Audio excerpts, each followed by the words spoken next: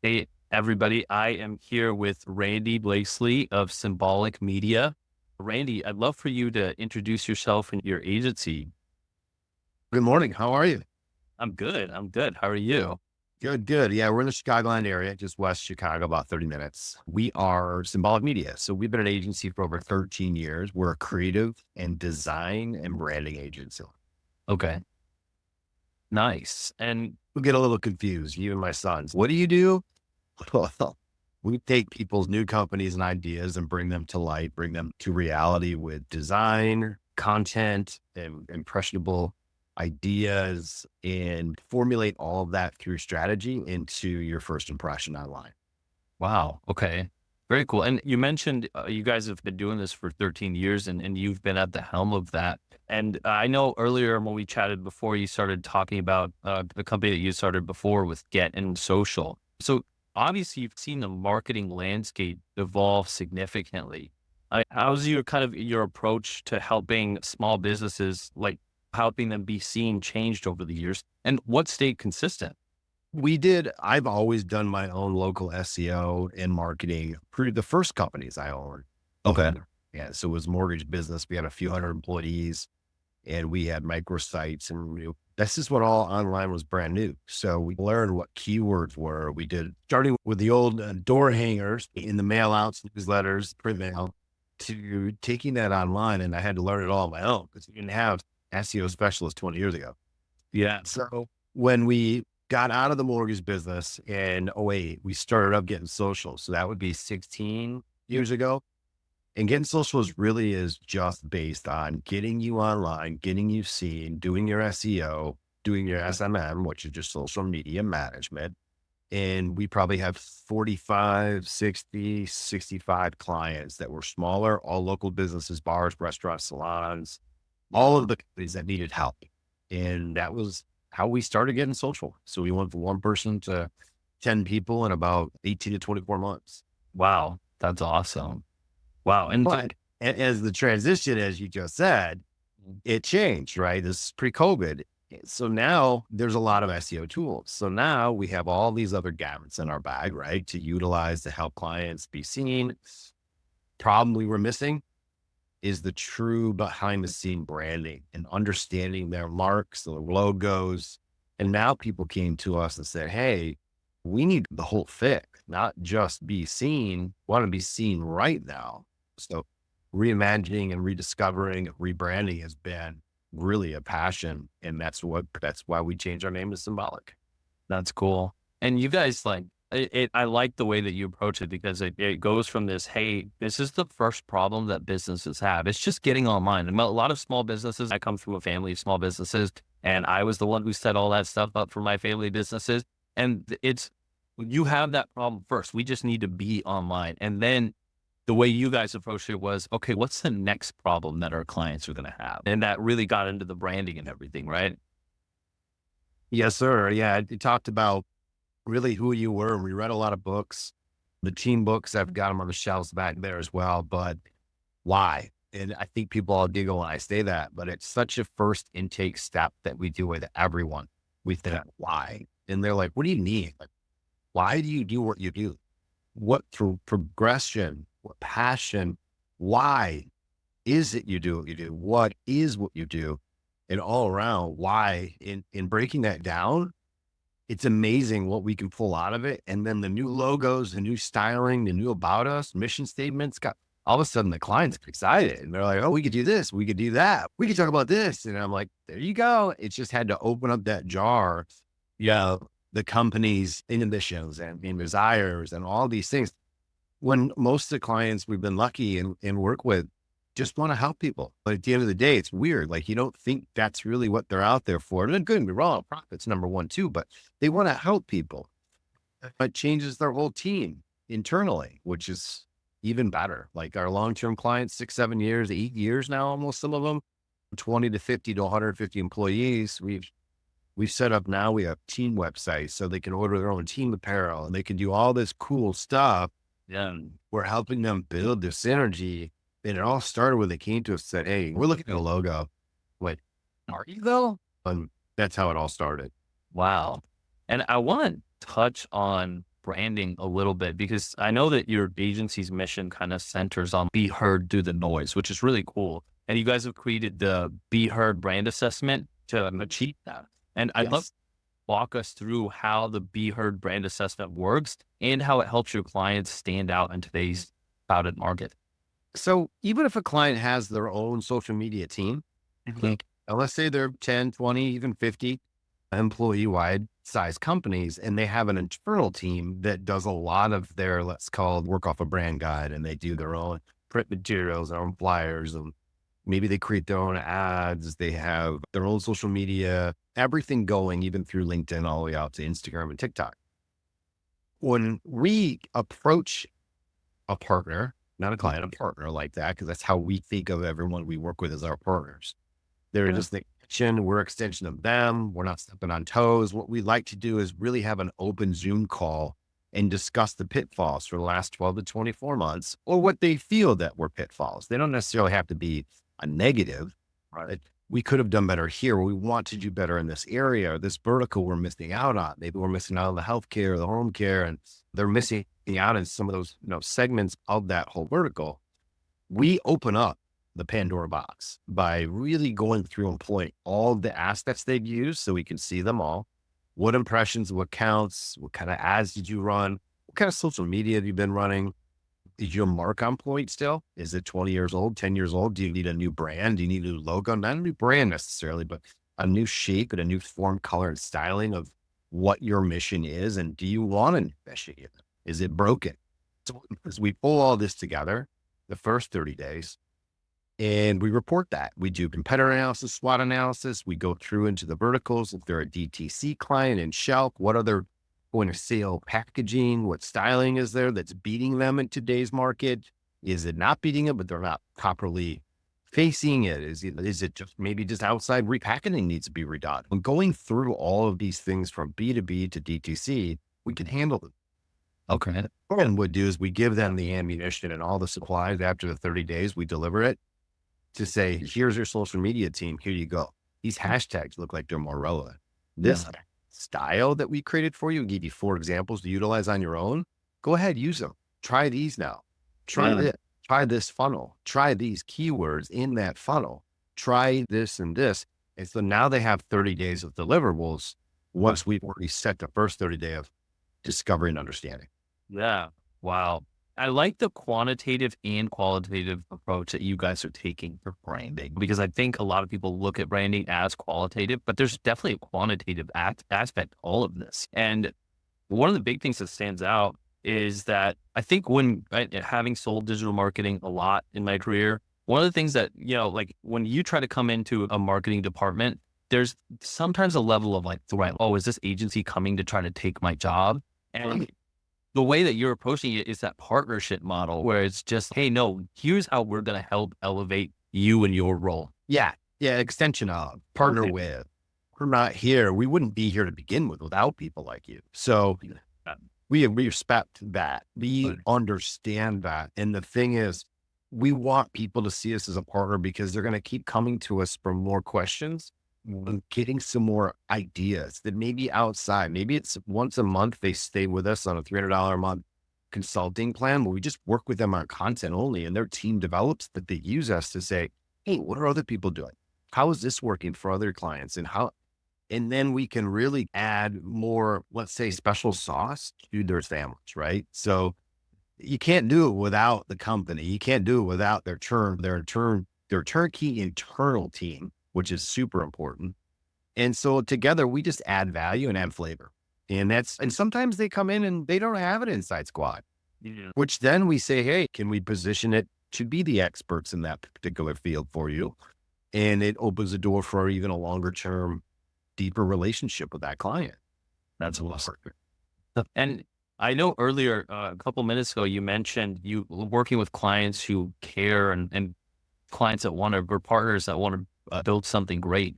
How do you identify and nurture those kinds of partnerships? And how do you think that shared passion impacts the success of your projects? I guess that's a twofold question, right? I think the beginning part of that question is the sole client. So we find a new partner. So they call us client relationship. We call them partners. And then during that transition, they actually call us partners. Nice. The end results are just more deliverable with intention. There's passion. There's a true meaning behind everything now. So everything has to have purpose. And these companies and all the money that they spend on marketing, I think the mindset of today's world, even the millennials, the X, the Gs, everybody, we all want to be spoken to, not at, and we want to be delivered a value that can long last. And so you position yourself as a company with content, with ideas. They may not get the most impressions and the thoughts, and maybe not the highest result for a ROAS and all that on ads. But you know what it does? It's intentional.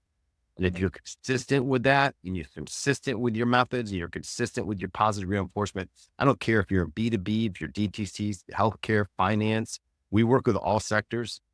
You have to speak to that audience and how they understand you and why you are doing what you do.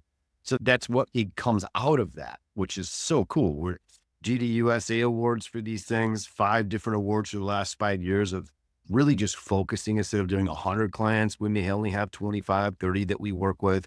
We really pick and choose who we work with, because at the end of the day, we have to work with you every day if you're going to go long-term. And we want to be able to get together with you and then really get the most out of that relationship. If we're here just to earn a couple, $2,000 or $3,000, I know it sounds silly me saying it this way, but I don't really particularly care for that client. I just rather move on and spend the time on a client that turns into a partner, that turns into a 6-year relationship, that turns into a referral bucket, that refers the same kind of passionate people to us to do work for them. That's great. Yeah, there's just, I think the agency world came from such a transactional place where it's, I'm going to do this service, and you're going to give them the money for it. And now it's moving into this like really relationship based thing. So it's, especially if you approach that, which it sounds like you do, on the front end of what, when you're even doing your lead generation and all that stuff, of approaching it with an abundance mindset, right? Hey, I know we're not good for everybody, and we're going to pick and choose the clients that we work with. It really raises your own brand value. Yes, sir. It's cool. And you mentioned something in there also that you guys work from everything from like local SMBs to national franchise accounts, and you've got some healthcare clients. And I'd love to understand, how do you like adapt your branding and your creative strategies across such a diverse client base, maintaining your guys' core values? Because it all has to do with the message. A message is the biggest, most misguided, and without true interpretation and deliverables with actual functioning messaging. Meaning, and I know this is silly, but everybody is the same in my mind. It's just different verticals. So we have to speak a little differently around the topic, but the core of everything is the same. We deliver the best possible service, product, quality for this reason and why. Is you don't care if you're in the healthcare and you're delivering and you're hiring home care nurses, and I'm working on your main website, which we have a partner that does that, and I'm helping them. Those people who are looking for their parents' healthcare, right, are going to hire these nurses. And why? Because of the message, the understanding from the company owner, all the way down through social media. It has to be consistent, but it has to be real. Right. If it's not real, it's not going to come over. If it's a big B2B client like we've been with forever, we do everything for them, right? The thing with them is that when they're speaking to a person who is, even though they're B2B, it's B2P, that person makes that decision for their business to do business with this business. If you're not speaking to them on a relatively clear and concise, productive manner, again, that's where that whole engine comes in with everything has to have a purpose, and the reasoning and the understanding behind that needs to be our point. Yeah. And we misinterpret that. We misguide when we're trying to do quick content or do something quick just because we need something up, or we need something done, or the website needs to have this for this reason. No, it doesn't. It is not consistent with what we've just told you. Your company's path needs to be to understand and be heard through the noise. Everyone does 100 things. What's the 3 things you do the best? And what do you want to be known for in 10 years from now? Boy, it changes people's minds. That's a really good question to ask. What do you want to be known for in 10 years? And I think, especially some of these large companies are starting to really ask that question, especially as they're facing more of a Gen Z type of market that's going to mature. And what are they into now versus what do we think that they're going to be into in 10 years? And it sounds like that you guys have already been on the forefront of asking questions like that. We try. Take a look at Nike and Tesla. Look at they've changed. Simple. It's amazing what everyone has to change. I don't care if you're a $1 billion company. You Yeah. have to change. Why? Have to be Relevant. All the new diverse age groups of peoples and styles. Everybody who, it's not just the middle class, not the upper class. It's everybody as a whole, depending on the client, that is, depending on the product service, needs to understand that we have to evolve as companies and partnerships and really delivering the best of the best. If we don't, we're going to get left behind. And I don't want to get left behind as an agency either. So that's the reason why we do our meetings every Mondays. We talk about how we can better our own stuff. And we had a client look at our social media one time and say, you don't have 10,000 followers and 300 likes on a post. And how do you, do it for others? Did you look at our 3 other clients we work with? They did. Yeah. And they did because we take our time to work through them. Ours is a very simple message.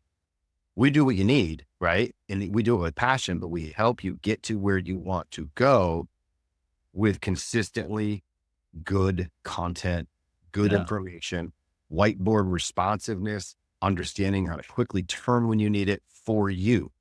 We don't care if we have 100,000 followers on social media. No, I would love to. Don't get me wrong. But again, I'm not what I used to be. Getting social was different than Symboliq. Symboliq is more of a white glove, hold your hand, walk you through this process, understand where we want to be in a year, 2 years, 5 and 10, and help you get there through a manicured way. Getting social was a very quick on maps, get you going, get you listed, get you ranked as fast as possible. Not a lot of personal guidance, not a lot of coaching, styling. And so we changed and evolved. Hence, we want to do partnerships that want to change and evolve. And that's how we become successful. It's not financially, it's by helping and earning and enriching other people. Yeah. Yeah. And then everything just dominoes from there. You know what I mean? When you make that falls in place, doesn't it? Yeah. If you know what you really want, and even in a relationship, it's the same thing, right? In life, you know what you want, what you're going to get. If you're looking for this, you're going to get that, right? If you put this out, you're going to get that. If you put out a content that says, we're here to nurture and help your company grow, believe in us. Oh, and by the way, look at the 178 testimonies and 5-star reviews and all of our awards. Do you like what we have to say? Because we can help you say the same thing your way, your manner, your style around your company and mission, right? Yeah, that's smart. And I think in a fast evolving industry like ours, I feel like a lot of agencies are expanding their offerings to like collaborations or specialized partnerships, because I think that the agency world, especially, and I know you've been in it for a long time, is very relationship based compared to other industries. And so how do you guys approach working with external teams or resources when your clients have like specific needs outside of your guys' core capabilities? I know you mentioned something about having a partner for websites and everything. So let's say we have a client, and I'm going to perfect example, client, because again, they were referred to us and we have a lane that we run, right? That we're very good at. And I don't necessarily like to pigeonhole people or companies, agencies into certain things. We do a lot of things, but what we specialize in is content creation, branding, and design and strategy. And then if we can do billboard marketing, which is OHH, you can do OTT, which is your over the top, which is your Hulu's, Netflix, Paramounts, all those, and run the 15, 30-minute ad segments, which are videos. We would actually reach out with a partner who I've partnered with, and we've ran $7 or $8 million of ads on OTT since 2021 till today with that partner. Whether it's Worldwide Gym USA Workout, I don't want to say the names of them, certain types of ice packs at Walgreens, certain types of things that we have launched at Myers, whether we're working with a CPG company and launching a new brand that we want to get on shelf, they need to showcase ads. They need to show spend, and then they need to deliver that to the in-store companies saying, hey, this is our spend. This is what we're budgeting. This is what we've already done to help promote and get butts in the store to go buy the product from you guys. So That's OTT, and also it's BTC OTT. So we can do that. But see, the cool thing behind the Be Her brand assessment, if you remember what we just said earlier, we're reviewing all of the assets, including those billboards as well. How can we better showcase you Yeah. products? And that's why we usually, like we did for a finance company in Florida, we did every billboard. They had 16 billboards. We did all their billboards, worked through all of their advertisements, updated their books, literally redid their entire books. They had 300-page books, redid all of them, covered them differently, really made it more up to date, fluent to the new vertical that they're in. Cause it was really going after 65-year-olds, and now we're going after 45, just this, the retirement world. So we remapped and re-advertised everything that they think they need, including a brand new website. It was crazy. It was awesome. Walked into everything, and one thing led to another. And then actually you've got a couple $100,000 campaign going, and it's just awesome. Seeing other companies grow that help people is just so cool at the end of the day. Like driving home from work, it doesn't seem like work. It seems like driving home from a lunch with a partner. And that's the part about, not every day is like that. Don't get me wrong. I'm not going to blow smoke, but it's cool when you can feel that way, because you see your partners up on the billboards. You see your partners Google My Business and analytics 1,400% higher from 30 days previous. That kind of stuff just gets me going. Wow, we did this together. We did it together. I didn't do it. We did it as a team with your team. And because a lot of companies we work with, by the way, have some of their own team. So it's nice that they know, we're gonna depend on Symboliq, man. We got to reach out to them. We need some fresh ideas. We need this. We need ad concepts. Yeah. Wow. As I'm hearing you talk, I hear this just a very personal aspect to the way that you do business in a really good way. And I know one of the things off screen that was said was family first and then work. And so it's clear that your personal values play a big role in how you run your agency. And how do you think that balance between personal and professional life influences the culture over at Symboliq and your relationships with clients? In the beginning, it wasn't that great, to be honest with you. I learned the hard way. A lot of people will. But today, our culture, our team is strong, and we have team lunches. I have a bunch of pink shirts out here for everybody that one of our other client partners down the street made for all of us. We're having our lunch on the 28th of October. We're all looking forward to it. I send out little Starbucks coupons to everybody to get them psyched up on our coffee talks before we meet for our lunch, because our staff was all in-house, and now about 60% is outside. We've got a lot of flexible now scheduling. So we've changed a lot over the last 2 years. We've gotten a lot more flexible. We've got people working that have moved that want to stay with us. I'm like, absolutely wouldn't want to lose you. You're a family member at this point. But everyone knows, because I coached 17 years of baseball. If I have to go coach, I have to leave at 3:30. Everyone knows. I take care of it for the rest of the day. They got it. No problem. Boom. I don't worry about it. I drive to the game, I coach, I do my thing. I come home, everything's gone. So everyone chips in above what they say their position is. We all are a team. So if you have a weak spot, the whole team's going to go down, right? If a water balloon has a hole in it, guess what? It's going to leak, no matter how cool the balloon looks. So I've learned that the hard way, to be honest. So it's good to know that my team knows and my family always comes first. Yeah. Yeah, definitely. And my partners get it. If they have an email and there's an urgency, hey, my development team's going to have to take care of that for you. I'm out of the office. Hey, no problem. We love it. We get you because we understand you and what you feel and how you work. And we're going to go ahead. Don't worry about it. We'll call you tomorrow, or call us when you're available. It's not that urgent, because then things don't really get out of whack, and you keep them all into that circle of understanding, right? Like understanding where we want to go with you, but this is what we feel in our time is precious.